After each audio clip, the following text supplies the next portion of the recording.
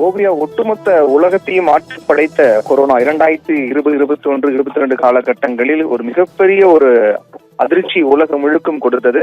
அந்த கொரோனாவிலிருந்து மீளுவதற்காக ஒவ்வொரு நாடுகளும் பிரத்யேகமாக கொரோனா தடுப்பூசிகளை கண்டறிந்து அதை மக்களுக்கு செலுத்தினார்கள். அதற்கு பிறகு கொரோனா முழுமையாக கட்டுக்குள் கொண்டு வந்து தற்போது சிறிய அளவில் ஆங்காங்கு இருந்தாலும் கூட கொரோனாவின் தடுப்பூசி காரணமாக அது முழுமையாக கட்டுப்படுத்தப்பட்டதாக தெரிவிக்கப்பட்டிருக்கூடிய நிலையில் சில இடங்களில் கொரோனாவின் தாக்கம் இருக்கத்தான் செய்கின்றது. அதை கடந்த கொரோனா காலத்தில் செலுத்தப்பட்ட தடுப்பூசி தொடர்பான சர்ச்சை என்பது கர்நாடகாவில் மீண்டும் விஸ்வரூபம் எடுத்திருக்கிறது.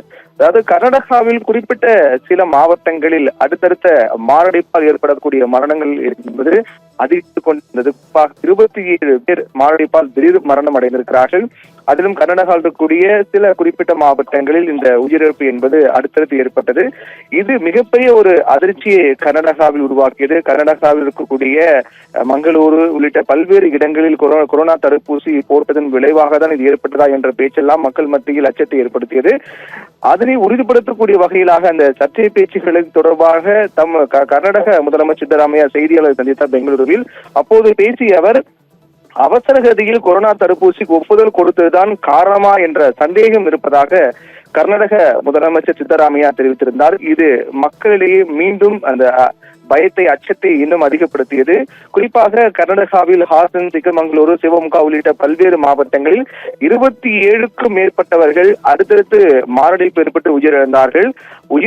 மாரடைப்பு ஏற்பட்டு உயிரிழந்தவர்களில் அதிகம் பேர் இளம் வயதில் இருக்கக்கூடியவர்கள் என்பதுதான் கூடுதல் அதிர்ச்சியாக பார்க்கப்படுகிறது. அப்படிப்பட்ட உயிரிழப்புக்கு காரணம் என்ன என்பது ஒட்டுமொத்த மக்கள் மத்தியிலும் ஒரு அச்சத்தை ஏற்படுத்தக்கூடிய நிலையில் இது தொடர்பாக செய்தியாளர் சந்தித்த கர்நாடக முதல்வர் சித்தராமையா, அவசர கதியில் கொரோனா தடுப்பூசிக்கு ஒப்புதல் கொடுத்ததுதான் காரணமா இருக்குமோ என்ற சந்தேகம் எழுவதாக தெரிவித்திருக்கிறார். கொரோனா தடுப்பூசி அந்த மாதிரிகள் ஆய்வுக்கு உட்படுத்தப்பட இருப்பதாகவும் தெரிவித்திருந்தார். அந்த ஆய்வுக்கு உட்படுத்தப்பட்ட பிறகு அதன் மூலமாக தான் இந்த உயிரிழப்பு ஏற்பட்டதா என்பது உறுதிப்படுத்துவதற்காக இந்த ஆய்வு நடத்தப்பட இருப்பதாக தெரிவித்திருக்கிறார். குறிப்பாக இந்த மக்களுக்கு இது போன்று ஏதேனும் அறிகுறி ஏற்பட்டால், அதாவது நெஞ்சு வலியோ அல்லது உடல்நிலை பாதிப்பு மற்றும் வேறு ஏதேனும் மூச்சு திணறல் உள்ளிட்ட ஏதேனும் பிரச்சனை ஏற்பட்டால் உடனடியாக தாமதிக்காமல் அருகில் உள்ள மருத்துவரை சென்று பார்க்க வேண்டும், சிகிச்சை பெற்றுக் கொள்ள வேண்டும் என்றும் சித்தராமையா தெரிவித்திருக்கிறார்.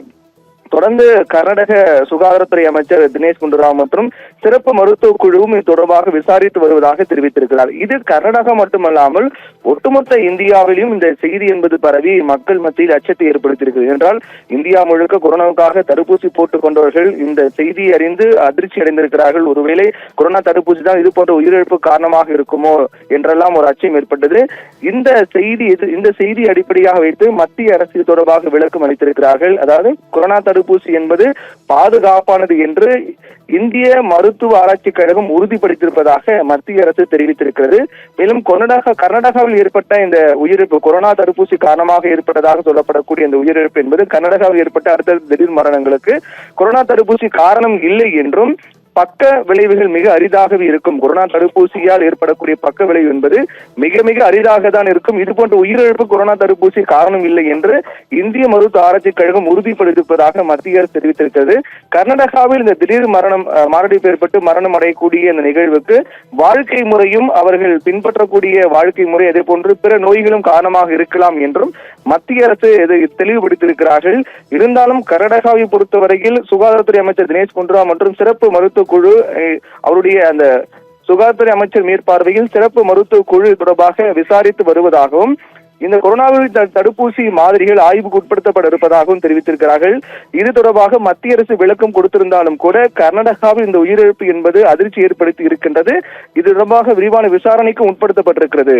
ஓவியா.